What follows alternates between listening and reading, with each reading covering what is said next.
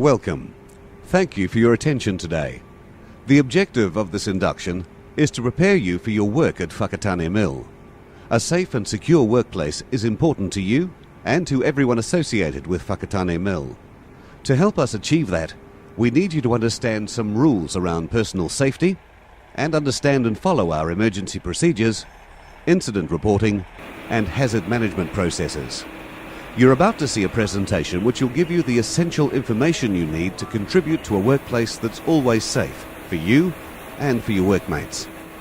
At the end of this induction session, you must complete a questionnaire which proves you understand the most important information inside this presentation.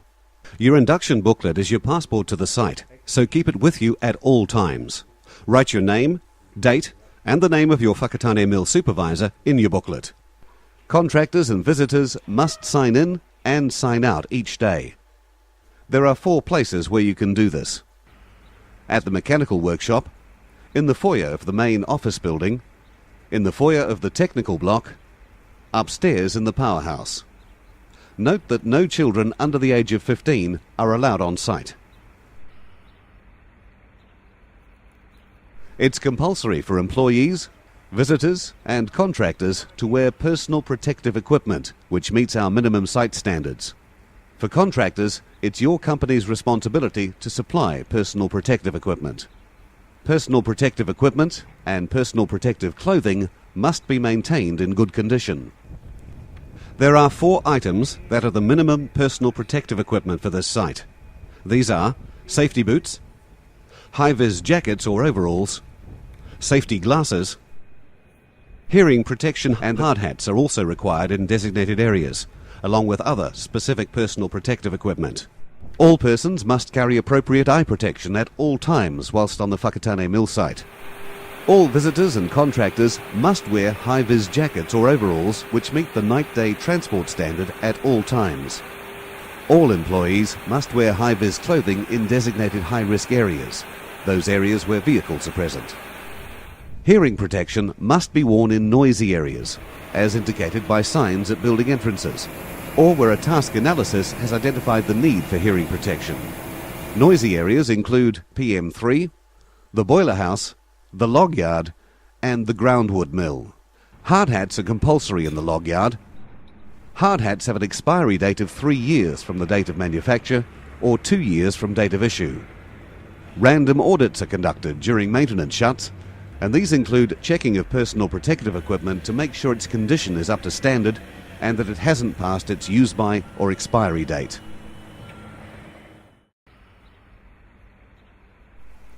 The use, sale, transfer or possession of drugs or controlled substances on site is forbidden. Employees, contractors or visitors on site while under the influence of drugs, alcohol or controlled substances is forbidden. Any person found to be in breach of this policy may face disciplinary action, which could result in the termination of employment. Smoking is only allowed in designated smoking areas.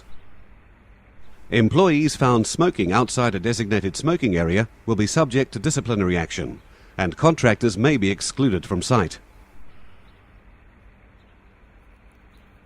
There is one number you must remember on this site: 7777. This is the site emergency number. You can use any landline on this site to dial 7777. This will connect you immediately to the mill radio system. Once you're connected to the mill radio system, an emergency response team person will answer. Tell them what the emergency is. For example, your mate just had a heart attack. Once the emergency response team person has all the details they need from you, do not hang up the phone. You must push the hash button, then hang up the phone. This is very important, and you'll see more about this in the evacuation procedure. In an emergency, call 7777. This connects to mill radio system. Ask for emergency response team. Everybody with a mill radio can hear the conversation.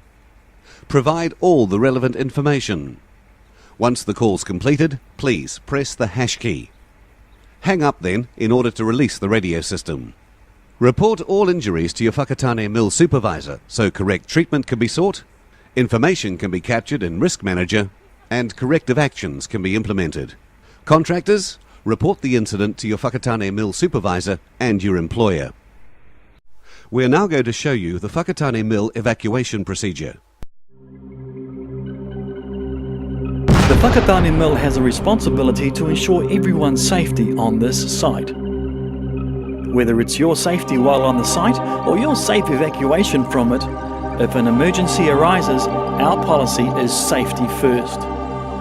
Remember, it's in the first 3 minutes of a fire that you have the best chance of putting it out or escaping from a building.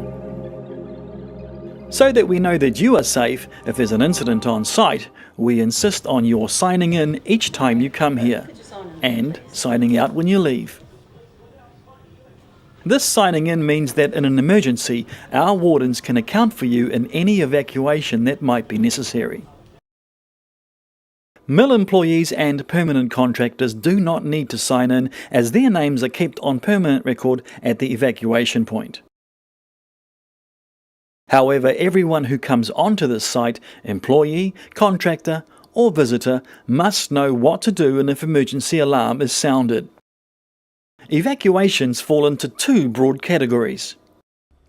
One is a full site alarm and the other is for a local emergency, which could be in any one of the 4 designated evacuation zones. Splitting the plant into 4 zones means any one of them can be evacuated while the rest of the mill keeps running.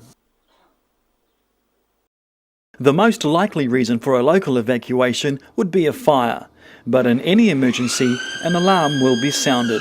In the administration and maintenance buildings, the alarm will be the continuous ringing of bells.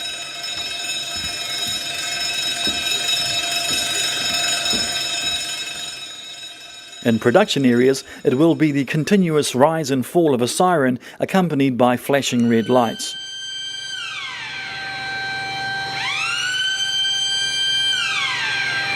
When an alarm is activated, all sirens or bells in that particular evacuation area will be sounded. When these go off, you must exit the building you are in by the safest route and report to the evacuation assembly area. This is north of the log yard, by the Mill Road perimeter fence. If the emergency is an earthquake, you should avoid routes where overhead structures could collapse. Notices advising you where to go are posted at the exits to all buildings, and you should get to know these details as a matter of course. Warn others to evacuate in case they are unaware of the situation. Close all doors on leaving your office or building, as this could prevent fire spreading. No one is to enter or go back into a building in which an alarm has been sounded until the alarm has been reset and the all clear given by your area warden. Wardens in turn will be advised by either the senior fire officer attending the call or the shift engineer in case of a false alarm. If you're the first to notice a fire or emergency, you should take the following action. Set off the nearest alarm by breaking the glass and activating the button. Or phone 7777 and ask for help. If you're in no personal danger, attack the fire with a portable extinguisher, but make sure you have an escape route.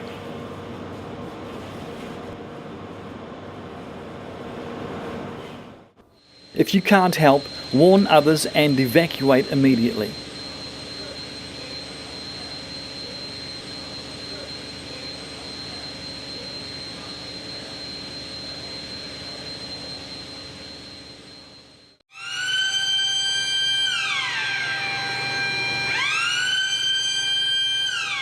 The designated warden will check that all personnel are clear and accounted for at the assembly area by carrying out a roll call.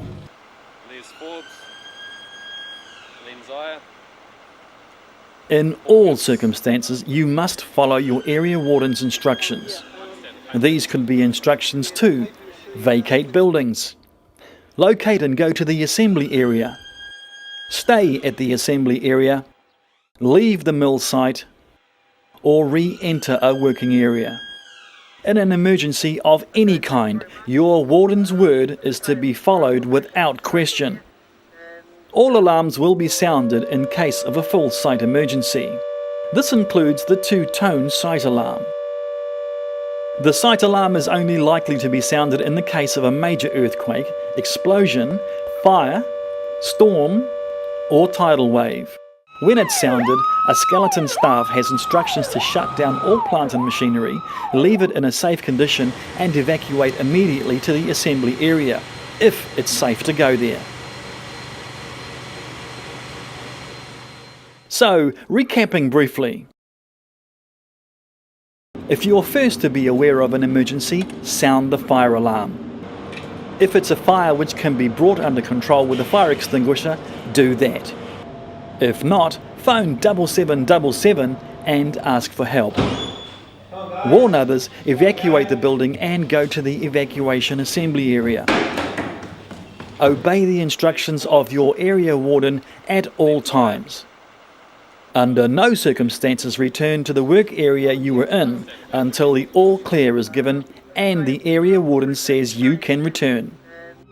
Remember, this evacuation system is designed to save lives, yours in particular. Do not ignore these warning procedure instructions.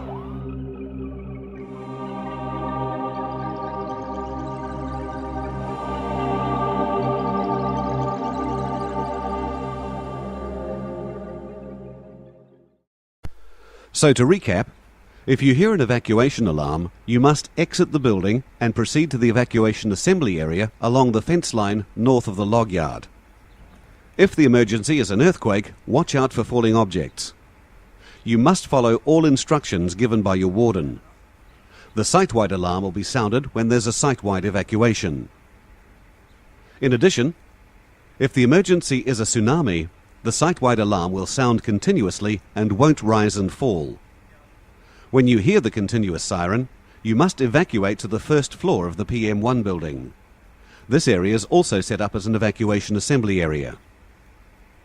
The alarm is tested between 8:45 and 9 a.m. on the last Wednesday of each month. If the alarm continues to sound after 15 seconds, it's a real evacuation and not a test. A near miss is something that did not result in an accident, but under different circumstances it could have resulted in injury or harm to personnel or plant. You must report any near misses to your Whakatane Mill supervisor or the health and safety manager. A hazard is anything or any situation that could cause harm. It might be an uncovered drain, dust, or even noise. We have an online hazard register in Risk Manager. Hard copies are available on notice boards. The person supervising work must ensure that everyone's briefed on the hazards before they commence work. You must attend toolbox meetings prior to any shut work on this site so that potential hazards can be discussed.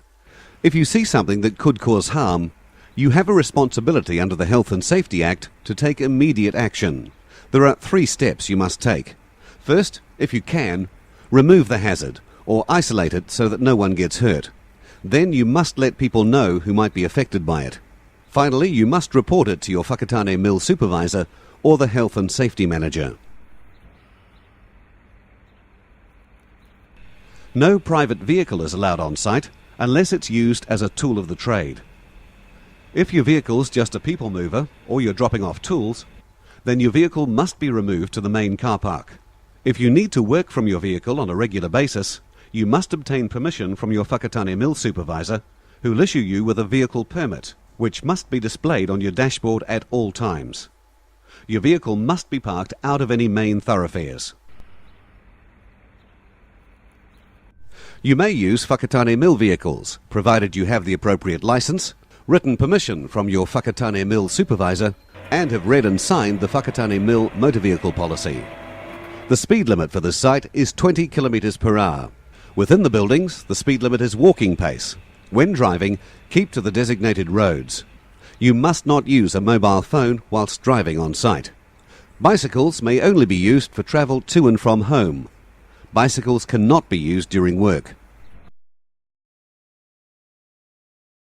All electrical hand tools and extension leads must be used with a transformer or a residual current device.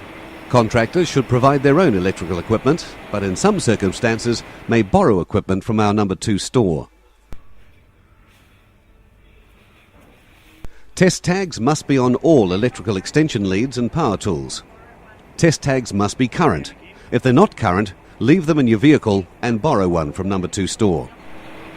Industrial standard type plugs are used on the site, and domestic type plugs are used in offices and other selected areas.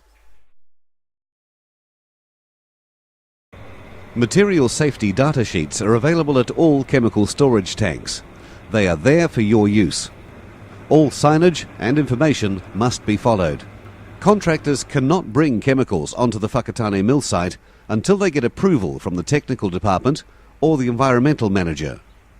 Contractors must supply material safety data sheets along with other relevant information. Chemical spills must be dealt with immediately. If you see a spill or have a spill, you're expected to block the drain as quickly as possible. Spill kits are available and clearly labelled on walls around the site. If you can't manage the spill yourself, report it to your Whakatane mill supervisor. If you require emergency assistance, phone 7777 and request the emergency response team to support you. You must report spills to your supervisor, shift engineer, or environmental manager as soon as possible. Plant isolation hold cards. When people need to interact directly with a machine, and there's a risk it'll start or move, an isolation may be required.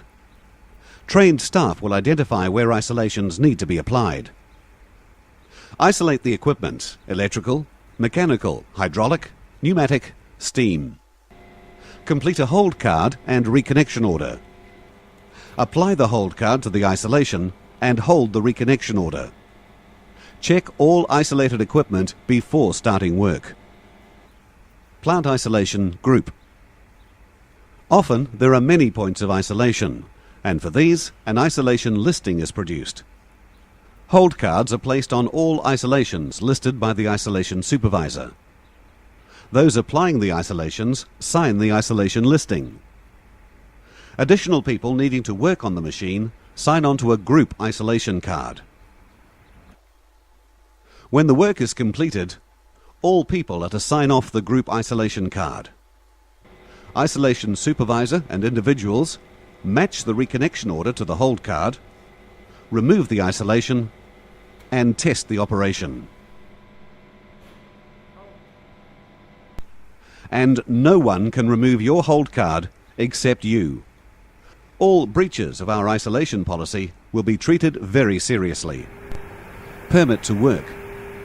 When any work is undertaken on site, there are associated hazards. To control these hazards, for routine work, we'll have written SOPs, work instructions. For non-routine work, a task-based risk assessment must be done. If the risk score is greater than 10, or any of the following permits are required, then a permit to work must be initiated. Working at heights, confined spaces, 33 kilovolt compound access, excavation, gas, hot work, electrical work, plant isolations.